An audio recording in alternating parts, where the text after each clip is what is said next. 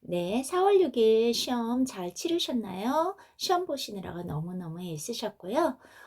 먼저 고절부터 시작해서 제가 빠른 시일 내에 기출문제 해설 국어와 그다음에 한국사라든지 일부 다른 과목을 틈나는 대로 올려드리도록 하겠습니다. 음, 그러면 우선 고절부터 시작을 할 건데요.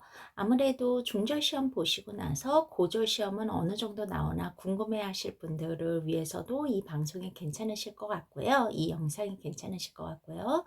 그 다음에 고절 이번에 불행히도 안타깝게 떨어지신 분들이 있으실 거예요. 그분들은 지금부터 다시 또 열심히 공부하셔야 돼서 영상 보시는데 조금 도움이 되실 것 같아가지고 다시 올려드리고요.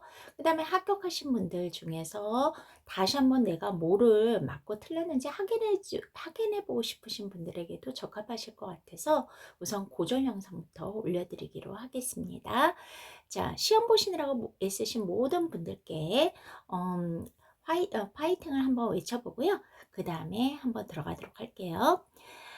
제가 말씀드렸을 거예요. 1번하고 2번은 특별히 어렵지 않다. 왜냐면 검정고시나 합격을 위한 시험이기 때문에 그냥 긴장하지 말고 1, 2번은 편안하게 보셔라 라는 것을 계속 제 영상, 기출문제 영상을 보시면 아실 수 있으실 거예요. 역시 1번을 한번 보도록 하겠습니다. 기억에 들어갈 내용으로 가장 적절한 것은 이라고 얘기했습니다. 여기서 보면 언어적 표현과 비언어적 표현에 대해서 나왔는데요. 여기 언어적이지 않다라고 했으니까요. 이것은 뭐냐면 행동이라든지 그 다음에 표정이라든지 이런 쪽으로 이야기를 하는 것을 말합니다. 실질적으로 여러분들 나중에 제가 자세한 기출문제 해설을 다시 해드립니다. 8월달 시험을 대비해서요. 그때 이제 최종 기출문제로 다시 한번 해드리는데요. 오늘은 간단하게 말씀드리면 비언어적 표현이라는 것은 행동이라든지 표정을 통해 가지고 나타내는 거다라고 생각하시면 됩니다. 그러면 여기 볼게요. 언어적 표현 예를 들어 놨죠. 뭐라고 얘기를 했습니까? 첫 번째 얘는 이게 잘 안 써지네요. 얘는 힘내, 할 수 있을 거야. 이거의 비언어적 표현, 행동이나 표정을 말한다고 그랬죠. 등을 토닥였다라고 하면서 의미는 겪는 표현이라고 얘기했습니다. 근데 언어적 표현 문제로는 뭐라 그럽니까? 그렇군요. 저도 그렇게 생각해요. 뭐 하는 거예요? 동의하는 거죠. 그럴 때 여러분들 누구의 말을 동의할 때 어떻게 합니까? 고개를 끄덕이죠. 그래서 답은 1번입니다. 크게 어렵지 않으셨을 거예요. 그 다음에 2번 들어가겠습니다. 2번 다음 대화에서 직원의 말하기에 나타난 문제점으로 적절한 것은 손님이 두 명 자리 있나요? 라고 물어봤어요. 이거는 이제 한국 식당이겠죠. 직원이 얘기합니다. 죄송합니다. 30분 정도 웨이팅을 하셔야 해요. 오늘 메뉴가 저희 셰프님 시그니처 메뉴라서요. 괜찮으시면 왼쪽 웨이팅룸으로 에스코트 해드릴까요? 예, 조금 보면 좀 죄송스럴 만한 단어들이 마구마구 뻥뻥뻥뻥 나오는데요. 뭐일까요? 그쵸. 외국어를 지나치게 많이 사용하고 있음을 알 수 있습니다. 크게 어렵지 않으시죠? 그 다음에 3번 보겠습니다. 전형적인 문법 문제입니다. 제가 이와 같은 문제를 풀 때는 어떻게 하라고 했습니까? 하라는 대로 그대로 하시면 됩니다. 사실상 이 24망은요. 된소리 대기에 대한 문법 문제이지만 그 문법에 대해서 설사 모른다고 하더라도 이거를 푸실 수 있습니다. 뭐라고 뭐라고 했냐면요. 받침인 기역, 디귿, 비읍 이 라인일 때 뒤에 연결되는 어떻게 해요?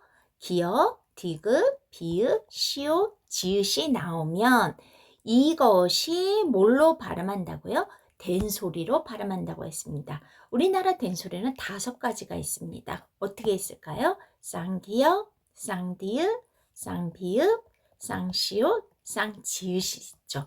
이렇게 발음한다는 거예요. 그러면 1번 볼게요. 굳다라고 얘기했죠. 그쵸? 그런데 잘 보세요. 여기 색깔을 조금 달래볼까요? 여기 보세요. 디귿이죠. 여기 디귿이잖아요. 뒤에 뭐가 올 때?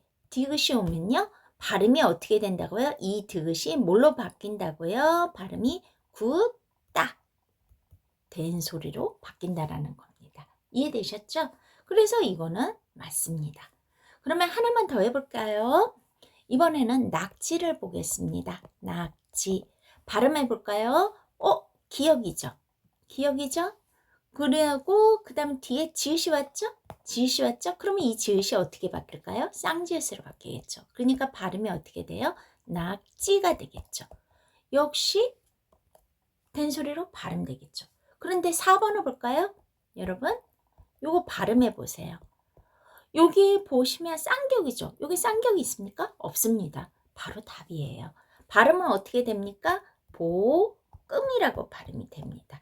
이것은요, 여는 법칙이라고 해가지고요, 뒤로 넘어가는 거예요. 발음이, 그러니까 소리 나는 대로 뒤로 넘어간다고 생각하시면 됩니다. 그래서 3번의 답은 4번입니다. 그 다음에 제가 지금 기출문제 영상은요, 간단하게 투두두둑 치는 거예요. 그래서 여러분들이 8월 대비에 시험을 보실 때 다시 그때는 자세하게 해드립니다. 이것은 그냥 한번 이런 식으로 문제가 나온다 하고 한번 보시라고, 또는 이제 오늘 어저께 시험 보신 분들 이런 문제가 나왔구나, 내가 뭐 틀렸는지를 한번 보시라고 하는 거예요. 그 다음에 4번 보겠습니다. 다음을 참고하여 예문의 미출제 부분에 사용된 상대 높임을 바르게 연결한 것은, 이거는 이제까지 나왔던 문법 문제하고는 좀 다른 유형으로 나왔습니다. 솔직히 말해서 요거는 제가 신선한데 라고 했는데, 거기 뭐죠? 시험 보시는 수험생들은 굉장히 당황하셨을 거예요. 자, 보면요. 말하는 이유가 듣는 이를 높이거나 낮추어 표현하는 방식을 상대 높임법이라고 이야기를 했습니다. 보통 높임법이라고 하면 높여주는 것만 생각하는데요. 이 상대 높임법은 대상에 따라 어떻게 해요? 높이거나 낮추는 것까지 포함하는 겁니다. 상대 높임법은 대체로 문장을 끝맺는 종결어미로 높임을 실현한다고 했습니다. 그러니까 뭐예요?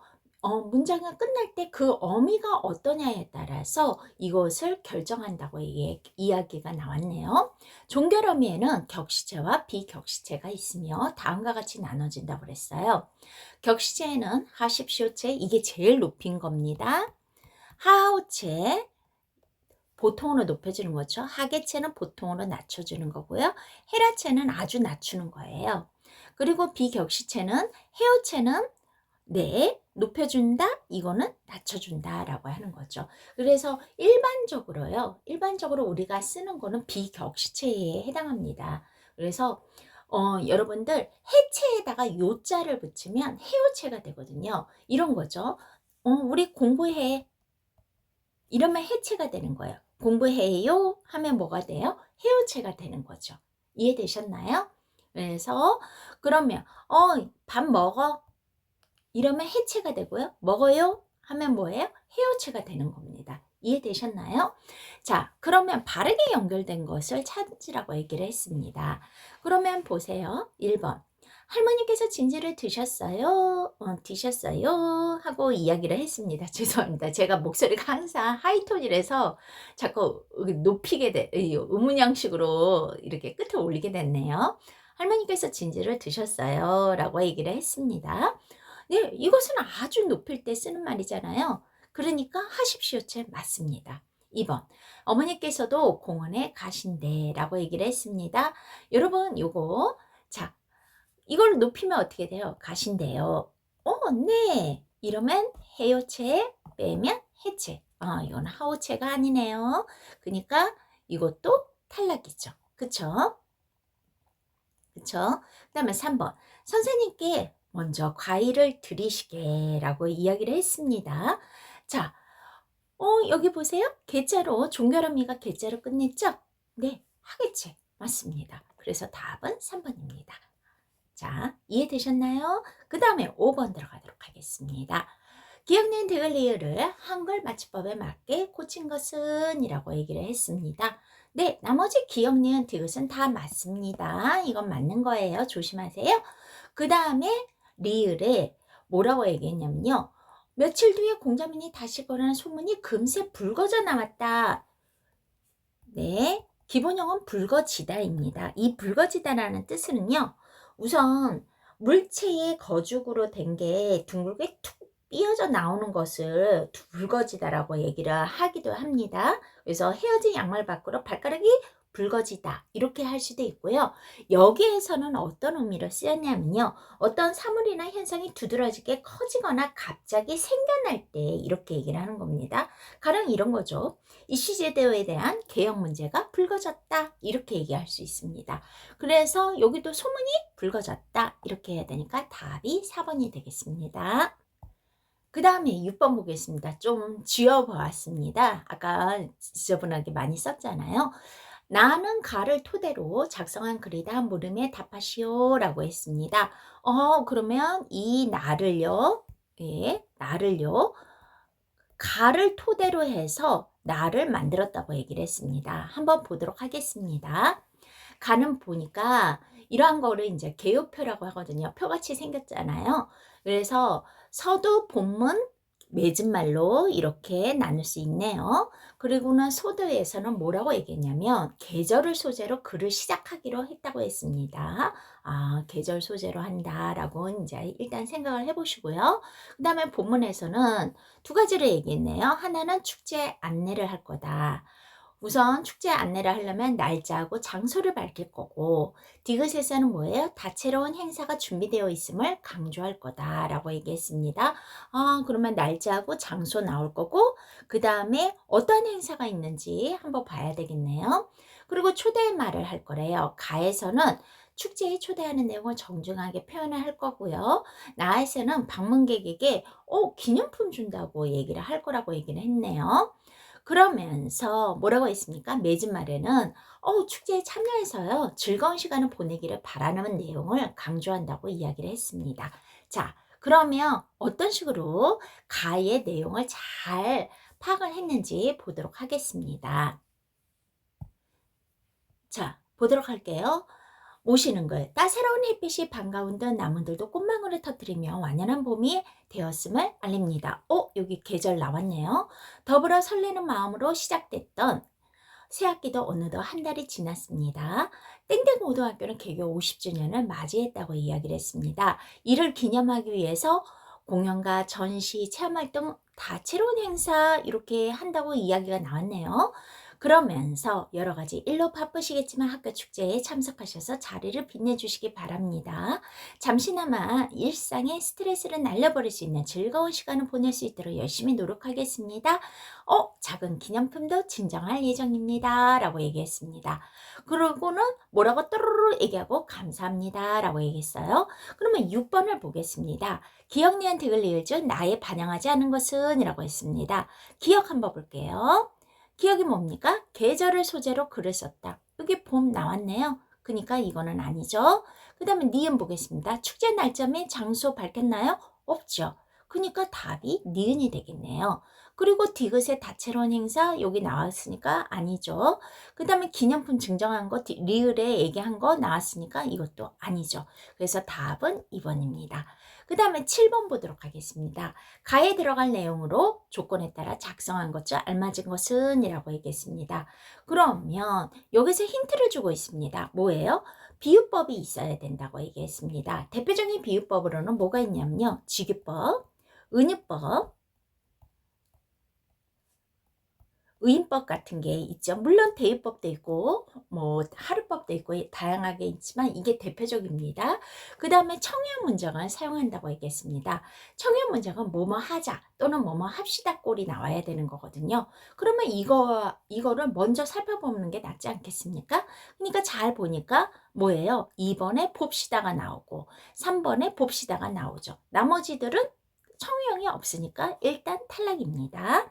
여기까지 되셨나요? 그런데 비유법을 활용했다고 했습니다. 잘 보니까 3번에 본 것처럼 이라고 나왔으니까 직유법 적용이 됐네요. 그러니까 답은 몇 번입니까? 3번이 되겠습니다. 그리고 8번에 요즘 경향이 약간 이제 중세고가 많이 나온다고 했잖아요.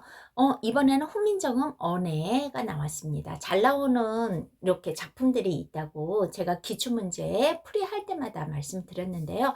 아마 그 부분 열심히 들으셨으면 조금이라도 도움이 되셨지 않았을까 생각이 드네요. 우선 1번 아래아가 사용되었다. 예, 여기 있잖아요. 그쵸? 아래아 있죠? 그러니까 이거는 맞습니다. 2번 보겠습니다. 니르고저 라고 얘기했습니다. 이거는 두음 법칙을 지켰다. 아니죠. 두음 법칙이 뭡니까? 리을이나 니은이요. 어떻게 해요? 거기 단어의 거기 첫 머리에 올 때는 뭘로 바뀐다고요? 니은이나 이음으로 바뀐다고 했습니다. 여기 니르고저가 두음 법칙이 적용이 되려면 어떻게 돼야 될까요? 네, 이음으로 바뀌어서 이르고저라고 돼야 되니까 답은 2번이 되겠습니다. 이해되셨죠? 그 다음에 9번에서 10번 보도록 하겠습니다. 자, 보도록 하겠습니다. 고전 시가에 해당하는데요. 이조년이라는 사람이 지은 시죠. 자, 그러면 잘 보세요. 우선 세 줄로 되어 있습니다. 옛날 말투로 되어 있죠. 그러면 제가 뭐라고 했습니까? 이거는 시조라고 얘기했습니다. 시조의 첫 번째 줄을 초장이라고 하고 두 번째 줄은 중장이라고 하고요. 세 번째 줄은 종장이라고 이야기를 하고 있습니다. 그리고 시조는 뭐예요? 느낌상 끊어 읽을 때 네 번으로 끊어 있습니다. 보통이요. 그러니까 이런 것을 뭐라고 한다고 그랬죠? 음보라고 했죠. 네 번 끊어 읽었으니까 사음보로 이루어졌다. 요 정도만 알아둬도 이 시 충분히 이해하실 수 있으실 겁니다.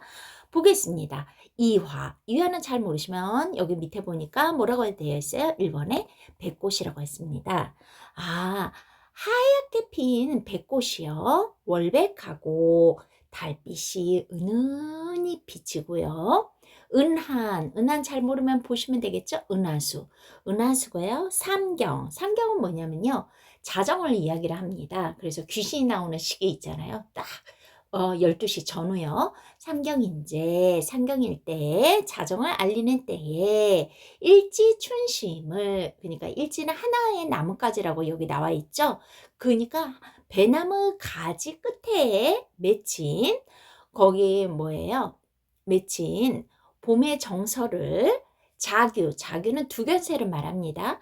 두견새가 알까마는 다정도 병인 양하여 다정다감한 나는 그것이 병인 듯해서 잠 못 들어 하노라 잠을 이루지 못한다. 이렇게 이야기를 하고 있습니다. 잘 보시면 이화, 백꽃이라든지 은하수라든지 하얀색 이미지, 백색의 이미지가 조금 두드러지는 거 보이시나요? 그리고 뭐죠? 두견새라는 것은 좀 우리나라 그 시조 정서상요 약간 슬픈 듯한 느낌이 들거든요. 그걸 어려운 말로 애상감이라고 이야기를 합니다.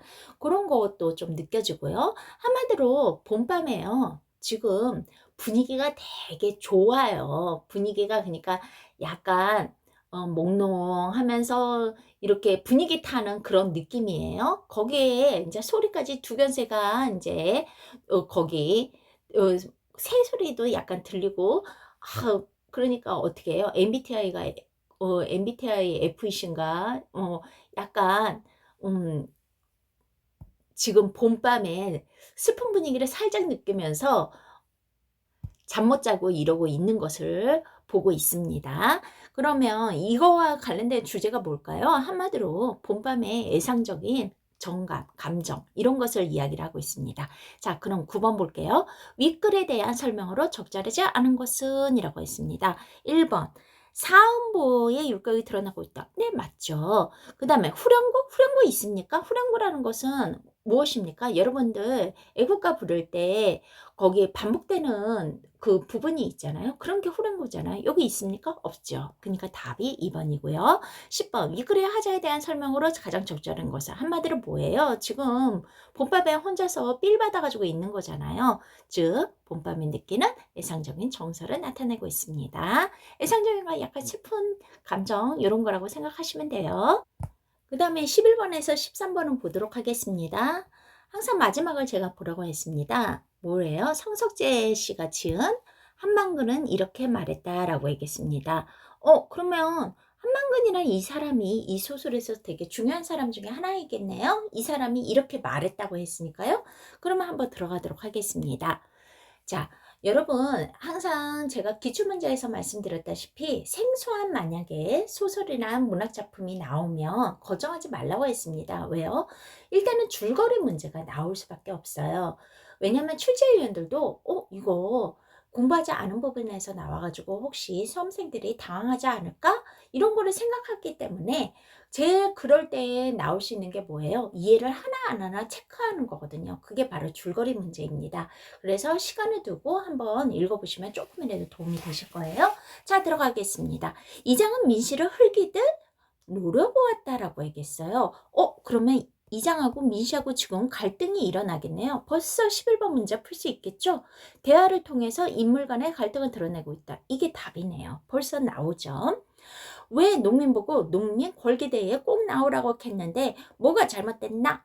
하면서 이야기를 하고 있습니다. 이장이요. 그랬더니 민씨는 자신도 모르게 따지는 어조가 되었다. 군 전체가 모두 모여도 몇 명 안 되었다면서요. 그런 자리에 한만근. 여기 한만근씨 나오네요. 그러면 한만근씨를 동그라미 칠까요? 꼭 가야 합니까? 아니, 한만근씨만 가야 할 이유가 있습니까? 따로 한만근씨한테 부탁할 정도로. 그랬더니 이장이 얘기하네요. 이 사람이 뭐라 하는 기라. 이장이 동민한테 농가 부치 탕감 촉구 전국 농민 총궐기대회가 있다. 꼭 참석해서 우리의 입장을 발기작하는데 뭐가 잘못됐단 말이라. 죄송합니다. 제가 사투리를 잘못해서.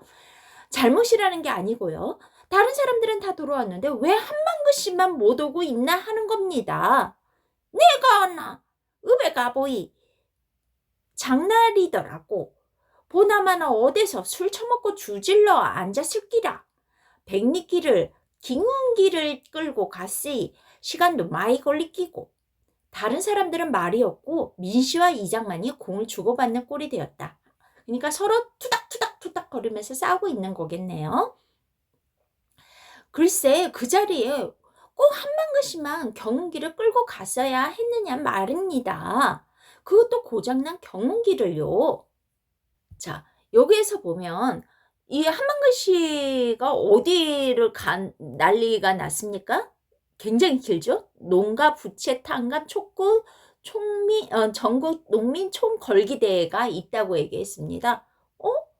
그러면 요거 잘 체크 한번 해보세요. 여기 리을하고 연결이 되네요. 그쵸? 김은기를 끌고 오라는 게 내 말이라. 투쟁 반침이 그렇다 카이. 김은기도 그렇지. 고장은 무신 고장. 망그이가 그걸 하루 이틀 몰았나. 남들이 못 문다 뿌이지. 여기 망근이 나왔네요. 그럼 이장님은 왜 경운기를 안 타고 트럭을 타고 가셨나요? 이장님부터 솔선수범을 해야지. 다른 동민들이 따라할 텐데 지금 거꾸로 되었지 않습니까? 그러니까 좀 맞는 말 하네요. 그랬더니 내산 민사무소에서 인원 점검하고 다른 이장들하고 의논도 해야 되고 얼마나 바쁜 사람인데 이 사람은 이장이죠? 기흥기를 타고 언제 가고 말고 자빠졌나? 다른 동네 이장들도 민소 앞에서 모이가 하기고 트럭 타고 가는 거를 진짜로 기흥기를 끌고 갔으마. 군대에는 늦어도 한참 늦었지. 군청에 갔는데 비가 와가이고 온 사람도 몇 없더마. 소리만 몇 번 지르고 왔지. 군청까지 기흥기를 타고 갈 수나 있던가. 국도의 차들이 미치게이 맹구로 쌩쌩 달리는데 받치면 우예라고. 다른 동네에서는 자가용으로 간 사람도 셌어. 이것도 듣다 보니 맞는 말 같아요.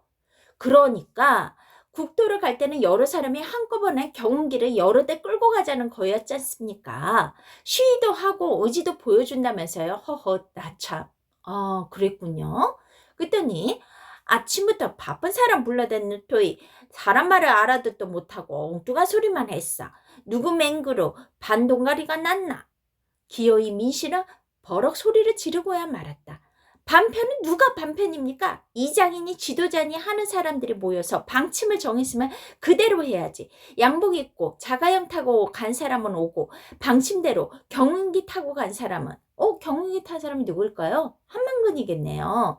그쵸? 이게 무슨 경우냐고요? 이 자식이 네 앞에서 눈가리를 똑바로 뜨고 소리를 뻑뻑 질렀었노. 도시에서 쫄딱 망해가이고 귀농을 했으며 얌전하게 납작 엎드려 있어도 동네 사람 시켜줄까 말까 한데, 여기 보니까 그때 당시에는 네, 도시에서 망해서 귀농을 한 케이스도 있었다라는 거가 여기에서 나와 있네요. 납작. 내가 망그의 임이냐, 앱이냐. 나이 50 다 된 기를. 걔가 바로 망근이겠죠? 어디로 가든 등 오건 등 지가 알아서 해야지. 여기 잘 안 보여서요. 목살이 끌고 따라다니까? 라고 했습니다. 어설픈 사투리 쓰느라고, 그 들으시느라고 고생하셨습니다. 자, 보도록 하겠습니다. 12번. 윗글에서 알 수 있는 그때 당시의 사회적 거기 상황을 한번 보는 거가 뭐이겠습니까? 아까 요거는 했죠. 요거는 했죠. 그 다음에 뭐가 있었어요? 네, 여기 지금 싸우면서 요 말 나왔잖아요. 도시에서 농촌으로 귀농하는 사람들이 있었다라고 했으니까 답이 몇 번입니까? 3번입니다. 잘 보시면 11번, 12번 다 읽어보면 풀 수 있는 문제였어요. 그리고 13번에 기억, 니은, 디귿, 리을을 지칭하는 대상이 다른 거 잘 보시면 여기는 망근이고요. 여기는 이장님이네요. 그러니까 답은 몇 번입니까? 네, 2번이죠. 잘 보시면 11번, 12번, 13번 모두 다 지문을 통해서 충실히 읽었으면 풀 수 있는 문제였습니다. 그러면 뒤로 넘어가 볼까요? 그 다음에 보겠습니다. 박지원의 참 좋은 울음터로구나. 보통 울음터라는 것은 별로 안 좋지 않나요? 거기에 뭐죠? 부정적인 의미잖아요. 근데 그게 좋은 울음터라고 했거든요. 그러면 이때까지 우리가 일상적으로 생각하는 거를 좀 뒤집는 내용이라는 것을 알 수 있죠. 한번 보도록 하겠습니다. 자, 볼게요. 배탑이 현신함을 아뢰옵니다. 라고 얘기를 했습니다. 배탑이 이제 뭔가 드러나나 보네요. 태복은 정진사의 마두다. 잘 모르시면 마두다. 마두 찾아볼게요. 여기 맨 밑에 보니까 역마에 관한 일을 맡아보던 사람이라고 이야기를 했습니다. 말하고 관련된 사람이겠네요. 산모롱이에 가려서 백탑은 아직 보이지는 않는데요. 재빨리 말을 채찍질했대요. 수십 걸음도 못 가서 모롱이를 막 벗어나자 눈앞이 어른어른하면서 갑자기 한 무더기에 검은 공들이 오르락 내리락 한대요. 그 공이 대체 뭘까요? 나는 오늘에야 알았다. 인생이란 본시 어디에도 의탁할 것 없이 다만 하늘을 이고 땅을 밟은 채 떠도는 존재일 뿐이라는 사실을요.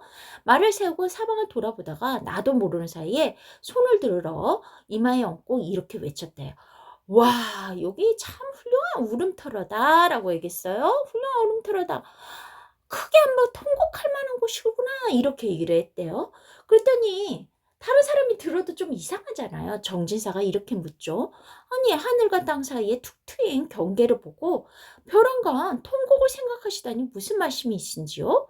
그렇지, 그렇고 말고, 아니지, 아니고 말고, 천고의 영웅은 울기를 잘했고 천하의 미인은 눈물이 많았다네. 하지만 그들은 몇 줄기 소리 없는 눈물을 옷깃에 떨굴 정도였지에 그들의 울음소리가 천지에 가득 차서 새나 돌에서 나오는 듯 했다는 말은 들어본 적이 없네. 한마디로 뭐예요? 속으로 울었다는 얘기네요. 그쵸? 사람들은 다만 일곱 가지의 감정 가운데서 오직 슬플 때만 우는 줄로 알 뿐, 칠정 모두가 울음을 자아낸다는 것을 모른대요. 즉, 이 칠정에 대해서 얘기를 하네요. 기쁨이 사무쳐도 울게 되고요. 너무 기뻐도 울게 되고요. 노여움이 사무쳐도 울게. 너무 억울하면 또 눈물이 나지 않나요? 그쵸? 그 다음에 즐거움이 사무쳐도 울게 되고, 대학 여러분 만약에 원하시는 뭐 대학이나 회사에 합격할 때도 눈물이 뚝뚝 나기도 하잖아요. 그쵸? 그 다음에 사랑함이 사무쳐도 울게 되고, 이것도 이해가 되네요. 욕심이 사무쳐도 울게 되는 거. 저거 내가 가졌어야 되는데 막 이럴 수도 있잖아요. 근심으로 답답한 걸 풀어버린 데에는 한마디로 뭐예요? 소리보다 더 효과가 빠른 게 없지. 울음이란 한마디로 천지간의 우레와도 같은 것일세라고 얘기했습니다. 지극한 정이 발현되어 나오는 것. 그러니까 감정, 어떠한 감정이 발현, 이렇게 겉으로 드러나는 것이 저절로 이치에 딱 맞는다면 울음이나 웃음이나 무에 다르겠는가. 사람의 감정이 이러한 극치를 겪지 못하는 거다 보니 교묘하게 칠정을 늘어놓고는 울음, 슬픔 이코르 울음 이런 식으로 짝지은 것뿐이야. 이 때문에 상을 당했을 때도 처음에는 아이고 아이고 하고 이게 슬픔하고 연결해서 이런 식으로 억지로 소리를 울부짖지. 그러면서 참된 칠정에서 우러나오는 그 지극한 소리는 뭐예요? 꾹꾹꾹꾹 억눌러 버리니까 그것이 저 천지 사이에 서리고 엉겨 꽉 뭉쳐있게 되는 것일세. 일찍이 가생 모르시면 여기 나와 있죠. 한나라 문제에게 등용되었으나 뜻을 이루지 못하고 쫓겨난 인물이라고 나와 있으면서 나중에 정치적 패단에 대한 상소문을 올린 것으로 유명했다고 했습니다. 아무튼 유명한 사람이네요. 그 가생은요, 울 곳을 얻지 못하고 결국 참다 못해 꾹꾹꾹꾹 눌렀다가 벼랑간 선실 모르면 여기 보시면 알겠죠. 거기 제사 지내기 위해서 목욕 재개하는 그곳을 향하여 한마디로 와 하고 길게 울부짖었다고 나와 있습니다. 한마디로 뭐예요? 지극한 정이 발현된 것이죠. 그러니 이를 듣는 사람들이 어찌 놀라고 개의하게 여기지 않았겠는가라고 얘기했습니다. 그럼 문제 보겠습니다. 14번. 윗글에 대한 설명으로 적절하지 않은 것은 이라고 얘기했어요. 특정 행동에 대한 통념을 반박하고 있다. 네, 그쵸. 우리 여기에서 운다라는 것에서 우리가 생각하는 우는 거하고는 좀 다르게 이 사람은 이야기를 하고 있으니까 맞죠. 특정 행동에 대한 관한 내용을 나열하면서 설명하고 있죠. 네, 맞죠. 특정 장소에서 네, 아까 울음 여기 참 좋은 울음터라구나 라고 얘기를 했습니다. 여기 부분에서 나와서 이렇게 이야기를 하고 있죠. 여기에서 탁 트인 경계를 보고 이런 식으로 얘기를 했습니다. 네, 맞죠. 여러분 여기에서 특정 계절이 있었습니까? 봄, 여름, 가을, 겨울 뭔가 말한 게 있었습니까? 없었습니다. 그러니까 답이 4번입니다. 15번 볼게요. 기억, 니은, 디귿 중에 가의 의미와 가장 유사한 것은 네, 리을 이렇게 됐습니다. 그러니까 답은 4번입니다. 그리고 16번 보겠습니다. 윗글에 드러난 글쓴이의 생각으로 가장 적절한 것은 한마디로 뭐예요? 정이 꾹꾹꾹꾹 지극해지면 어떻게 돼요? 이것은 울음과 연결될 수 있다. 그러니까 답이 몇 번이 되겠습니까? 2번이 되겠습니다. 그 다음에 시를 보도록 하겠습니다. 김춘수의 꽃이라는 작품이 나왔네요. 자, 그러면 이 꽃에 대한 거가 여러분들 구체적인 명사인 플라워에 해당하는 게 아니라요. 이것을 상징으로 표현해 가지고요. 추상적인 의미로 여기서 사용이 되었거든요. 그러면 한번 시를 보고 문제를 풀어보도록 하겠습니다. 내가 그의 이름을 불러주기 전에는 이라고 했습니다. 시적 화자는 내가 되고요. 그 다음에 그의 이름을 불러주기 전에는 이라고 했습니다. 그의 이름, 즉 존재를 인식하기 전에는 이라고 생각하시면 돼요. 그래서 이 시는 존재를 인식해서 그 다음에 그 대상에게 의미를 부여해가지고 어떻게 돼요? 그 대상하고 진정한 관계를 맺는다라는 공식으로 이렇게 연결이 되어 있거든요. 그러니까 가령 이런 거죠. 제가 저하고 여러분이 유튜브를 통해서 이렇게 만나게 되었습니다. 서로를 인식하게 되었죠. 그리고는 여러분은 저는 여러분을 각각 뭐예요? 선생님과 그 다음에 학생으로 의미를 부여했습니다. 그리고는 뭐예요? 그 둘의 사이에서 그 영상을 통해서 교류를 하게 되면서 진정한 관계를 맺는다라는 거죠. 그러면 자 보도록 할게요. 내가 그의 이름을 불러주기 전에는 즉 뭐예요? 내가 존재를 인식하기 전에는요. 그는 다만 하나의 몸짓에 지나지 않았다. 그냥 의미가 없는 존재에 해당한다라는 거죠. 내가 그의 이름을 불러주었을 때, 즉 그 대상에 대해서 의미를 부여하고 존재를 인식함으로써 그는 나에게로 와서 뭐가 되었대요? 꽃이 되었다. 뭐예요? 의미 있는 존재가 되었다라는 거죠. 내가 그의 이름을 불러준 것처럼 나의 이 빛깔과 향기, 즉 나의 본질에 맞는 것은 나의 본질에 맞게 뭐예요? 누가 나의 이름을 불러다오. 한마디로 누가 나를 인식해다오.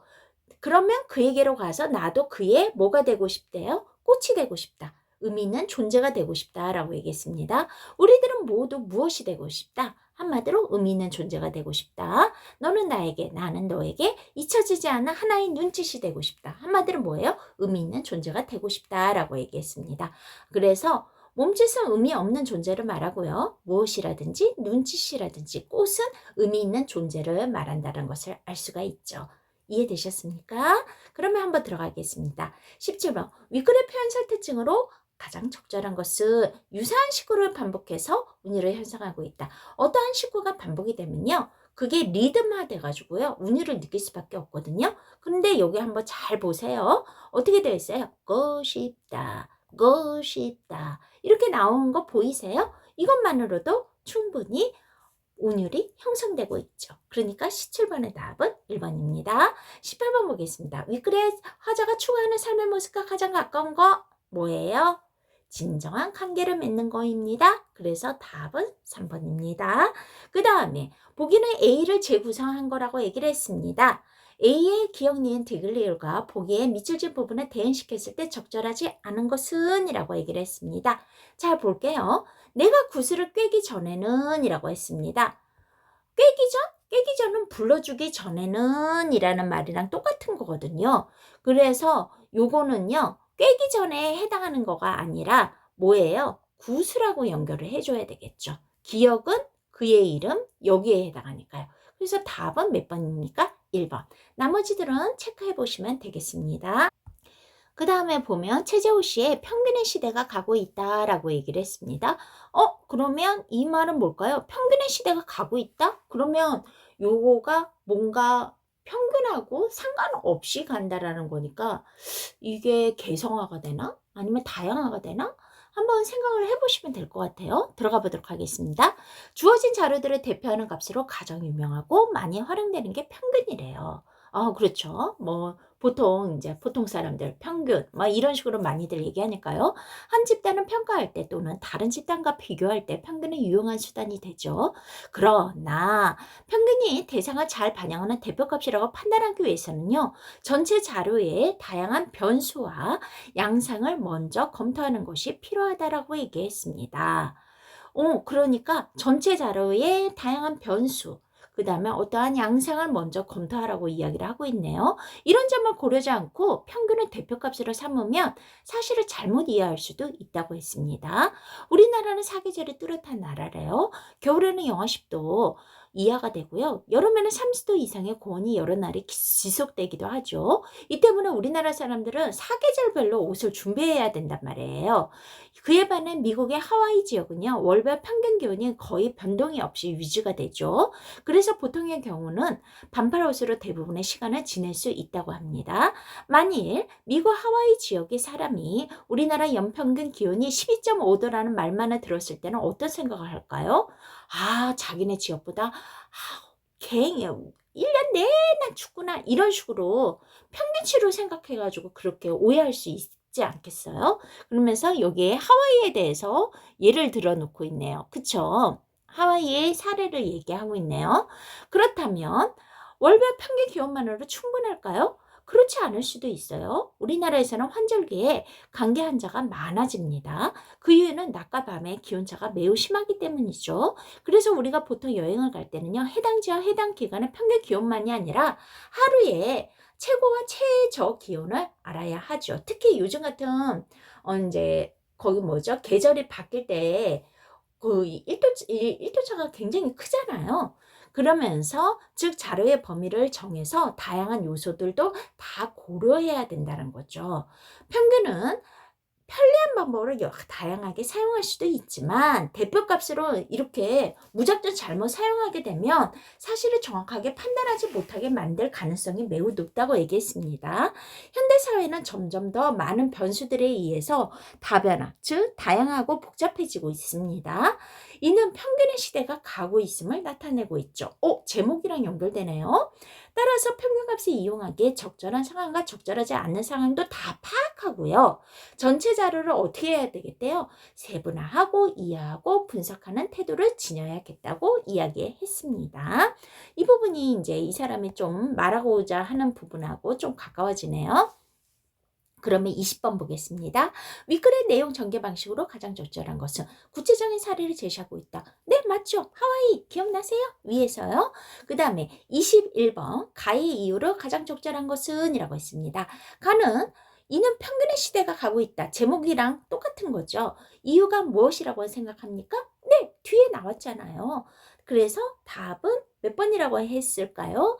네, 평균이 다양한 특성을 반영하지 못하는 이유가 있어서 그 뭐 이제 하와이 이야기도 했고 우리나라 이제 어디 여행 갈 때도 뭐예요? 1도차 생각해서 그렇게 해야지 평균값으로 준비하다가는요. 네, 감기 걸리기 딱 좋겠죠. 그래서 답은 몇 번입니까? 네, 4번이 되겠습니다. 그래서 여기 보면 앞뒤 문맥을 판단해서 보시면 알 수 있겠죠. 그 다음에 보도록 하겠습니다. 22번 기억 니은 디귿 리을의 사전적 의미를 적절하지 않은 것은 네, 리을이 답이 아니겠죠. 답안하라는 것은 일의 방법이나 모양이 다양하고 복잡해짐 또는 그렇다고 되는 현상을 말하는 겁니다. 그래서 22번의 답은 4번입니다. 역시 지문 끝을 보니까 이재용의 도서 분류의 원리라고 했습니다. 네. 이제 사서분들 같은 경우는 이게 너무 쉽겠는데요. 우리 일반 사람들은 요거 이게 좀 생소할 수 있네요. 한번 내용 들어가도록 할까요? 도서관에서 책을 쉽게 찾으려면 먼저 컴퓨터로 책을 검색해야 한다고 얘기를 했습니다. 그리고는 뒤에 컴퓨터는 첨부 기호를 알려줄 뿐 책을 직접 찾아주지는 않는다고 했어요. 컴퓨터로 책을 검색하지만 컴퓨터는 직접 찾아주지 않는다라고 하면서 여기가 조금 뭐죠? 인과의 관계보다는 전환이나 이제 뭐 그러나 뭐 역접으로 보시면 될 것 같네요. 그러면 기억을 아예 찾아볼까요? 보니까 기억에 들어갈 말로 적절한 것은 이라고 했습니다. 왜냐하면은 뒤에 때문이다라는 말이 나와야 되는데 여기 보니까 때문이다는 없습니다. 그쵸? 여기 뒤에 없죠? 그렇기 때문에 이것은 무조건 탈락. 그리고 인과의 관계는 아니니까 탈락. 그 다음에 정리한 것도 아니니까 탈락. 그래서 전환이 2번이 되겠죠. 그러면 2번 한번 들어가 볼까요? 도서관에서 책을 쉽게 찾으려면 먼저 컴퓨터로 책을 검색해야 된다. 그런데 컴퓨터는 천국이어를 알려줄 뿐 책을 직접 찾아주지는 않는다. 네, 자연스럽게 연결이 되죠. 천국이어를 들고 책을 찾는 것은 사람의 몫이라고 했습니다. 여러분들 작은 도서관이나 근처에 있는 구청 도서관에 이렇게 구도서관에 가시면 시도서관이나 구도서관에 가시면 이렇게 찾을 때 그거 이제 검색하실 때 그 번호 기호대로 이렇게 찾게 되잖아요. 그거는 사람이 하는 거죠. 만약에 거기 뭐죠? 가서 내가 못 찾으면 거기 사서분들이 좀 도와주시기는 하잖아요. 컴퓨터가 찾아주지는 않죠.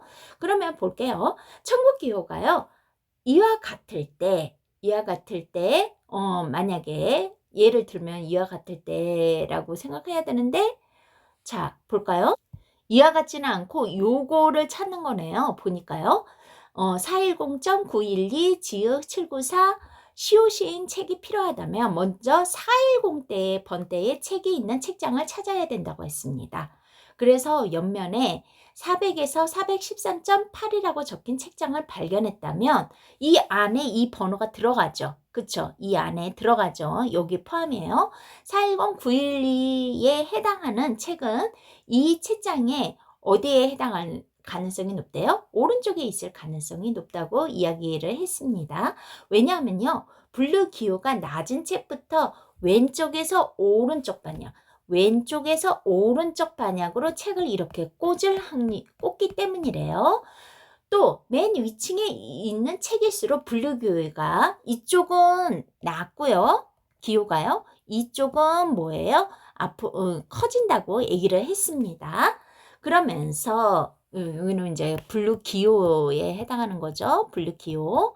분류 기호가 비슷한 책 사이에서는요. 숫자의 크기를 비교해 보자고 했습니다. 410.9라고 있으면요. 그 오른쪽에 911이 있겠죠.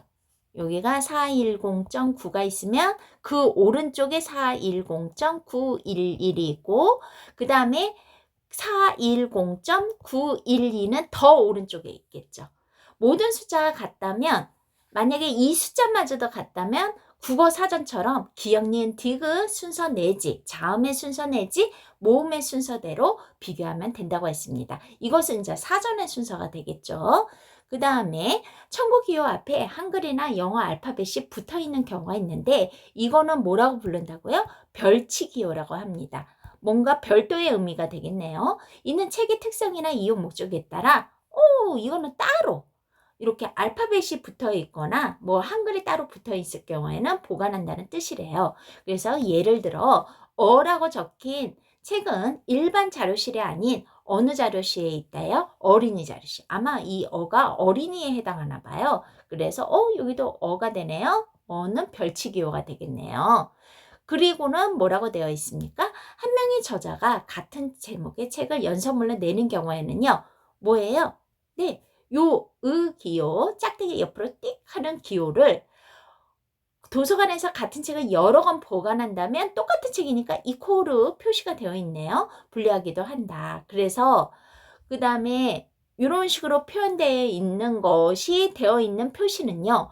연속물의 책은 같은 이제 작가 한 명의 저자가 같은 제목의 책을 연속물로 낼 때는 요 짝대기 표시한다고 그랬잖아요. 그거의 1권이며 같은 책을 같은 책을 이코르 2니까 2권 이상 보관하고 있다라는 그거가 되겠네요. 그 중에 이제 둘째 책이라는 뜻이겠네요. 때로는 책이 나온 해를 표현하기 위해서 연도까지도 붙이기도 한다고 얘기했습니다.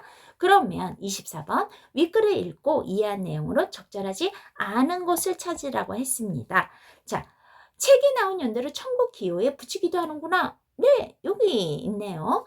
별치 기호가 있으면 별도의 장소에서 찾아야 하는구나. 네, 여기 있네요. 같은 책장의 아래층에 있는 책은 위층에 있는 책보다 분류 기호가 낮겠구나. 아니요. 커진다고 얘기했잖아요. 그쵸? 여기 있잖아요. 여기요. 여기 쭉 내려갈게요.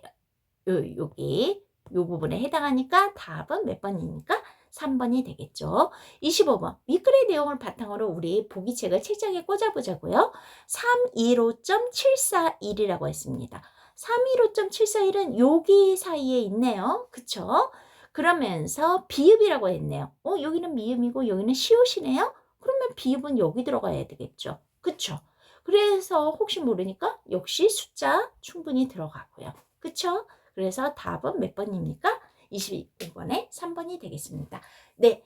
간단하게 했는데도 거의 50분 가까이가 되었네요. 여러분들 조금이라도 도움이 되셨길 바라면서요.